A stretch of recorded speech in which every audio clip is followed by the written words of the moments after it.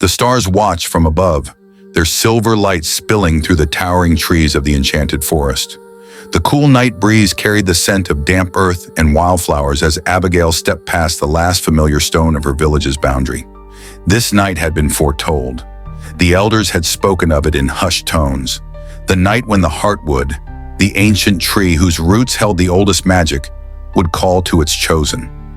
Only those who could hear its whispers, who had hearts strong enough to bear its power, would find their way. Abigail had dreamed of this moment since childhood, but dreams alone were not enough. Tonight, she would prove herself. Her dark fingers curled around the moonstone pendant at her neck, its surface warm against her skin. A final gift from her grandmother, who had pressed it into her hands with a knowing look before she passed. The forest remembers, child. It sees what lies within you. Do not try to deceive it. With each step, the trees leaned closer, their leaves murmuring words she could not yet understand. Then a flicker of silver pierced the darkness. From the shadows, a fox emerged, its fur gleaming like starlight, its ember-red eyes locking onto hers. "You seek the heartwood," it said, its voice rich and deep, like the distant rumble of thunder before a storm. Abigail did not waver. "Many come, but few truly understand what they seek," the fox continued, circling her. "The forest does not open for those who merely desire. It opens for those who listen." The ground shimmered and the forest shifted. A dozen paths stretched before her, twisting into darkness, fading into mist. Some were lined with glowing mushrooms, others with sharp, thorny vines. One pulsed with a golden glow. Abigail did not rush. She closed her eyes, breathing in the night air, feeling the heartbeat of the earth beneath her feet. The fireflies. She had noticed them earlier, weaving in slow, deliberate spirals above one of the paths. Now they pulsed in rhythm with her own heartbeat. She stepped forward. The fox gave a low hum of approval before vanishing into the trees. As she entered the path, the world changed. The air thickened with shimmering mist, swirling like ink in water. Shadows moved within it, tall, graceful figures with glowing eyes. The spirits of the forest. One stepped forward, its form shifting between human and tree, bark and flesh woven together. "Abigail of the Moonstone," it spoke in a voice like rustling leaves. "Why have you come?" Her fingers tightened around her pendant. "I seek the heartwood," she said. "I wish to understand its power." The spirit tilted its head. "Power? Is that what you believe it holds?" A test. She felt it in the stillness of the air. The elders had always spoken of power, of magic, of ancient strength. But her grandmother had spoken of something else. The forest remembers. She looked around at the whispering trees, the shifting shadows, the pulsing roots beneath her feet. The forest was alive, not just a place of magic, but a being in itself. It did not offer power, it offered itself. Abigail met the spirit's gaze. "No," she said slowly, "not power, connection." Silence. Then the mist curled away, revealing a massive tree at the heart of the clearing.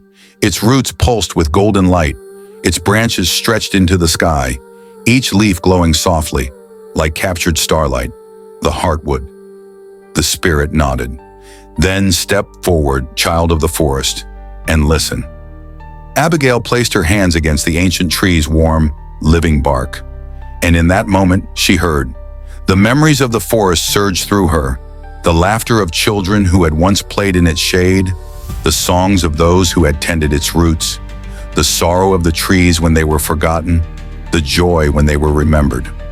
The history of her people was woven into the very earth, a connection that had always been there, waiting to be embraced.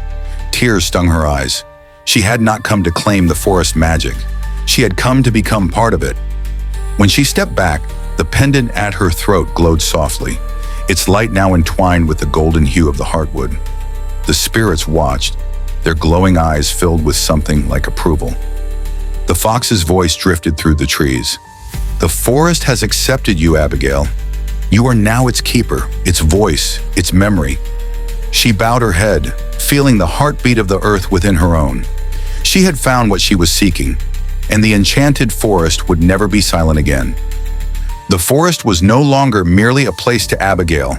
It had become a presence, a voice whispering through her blood. Since the moment her skin had touched the heartwood, ancient magic had taken root inside her, humming quietly beneath the surface, woven into the rhythm of her breath and the beat of her heart. She was its keeper now, and being a keeper came with burdens. As dawn stretched its fingers over the treetops, Abigail moved through the forest with quiet reverence.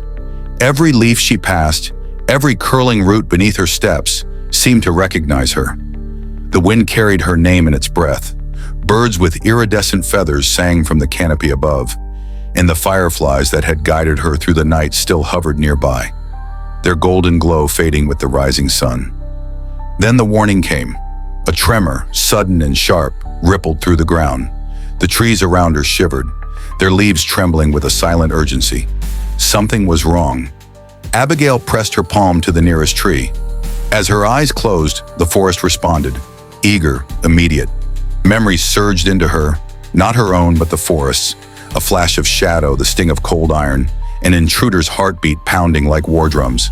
Someone or something had crossed the boundary of the enchanted forest, and it had not come in peace.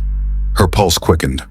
Without hesitation, she ran toward the disturbance, the trees bending in her wake to guide her path. Thick roots and vines parted at her approach, recognizing her as their own. She found them in a clearing, a group of strangers, coated in dust, their hands wrapped around gleaming iron. Axes, saws, tools not made for harmony, but for destruction. They stood before an ancient tree, its roots tangled deep into the earth like veins of time itself. And that tree trembled, aware of its fate. Abigail stepped from the undergrowth, voice low but steady. "Stop!" The men turned in surprise. One, broad-shouldered and scarred across the cheek, stepped forward, eyes narrowing. "Who are you?" he demanded. "I am the keeper of this forest," Abigail replied, lifting her chin. A murmur stirred the group. Some faltered, their grips loosening, but the leader sneered. "A keeper? This is just land, girl. We've got work to do." Axes rose, and the forest answered. Wind roared through the clearing, twisting around them like a living thing. The ground shuddered. Shadows stretched unnaturally, coalescing into ghostly shapes, the forest spirits Abigail had seen before. Fireflies flared with blue light, spiraling around the intruders in a silent warning. The leader stumbled back. "Wow, what is this?" Abigail placed her hand on the tree beside her. Warmth met her palm. The heartwood granted her its voice. "This is not just land," she said, her tone calm but ancient. "This forest remembers. It has seen your kind before." The spirits whispered, their voices rustling like dry leaves. Tension thickened the air. The men shifted, uncertain. Abigail stepped forward. "You do not belong here. Leave before the forest reminds you why." The leader opened his mouth, perhaps to argue, but the earth quaked again, more violently this time. Thick roots burst through the soil, curling around their boots. The canopy twisted overhead, casting shadows that looked far too sentient. The fireflies pulsed. That was enough. Iron hit the ground. Boots thudded against the earth as the men fled, fear snapping at their heels. Only when the last of them disappeared did Abigail release the breath she had been holding. The forest exhaled with her. The spirits slipped back into the mist. Branches relaxed. She turned to the ancient tree and pressed her forehead to its bark. "You're safe now," she whispered. Leaves rustled gently in response. But somewhere deep within her chest, a quiet truth took root. This was only the beginning. They would come again. And next time, they would not come afraid. The forest had chosen her as its keeper. Now she would have to become its protector. But will Abigail manage his new duty alone? Let's see what happens in part 2. Dropping soon. If you enjoyed this story, don't forget to like, subscribe, turn on the notifications so that you will be notified whenever I drop a new story. See you in the next one.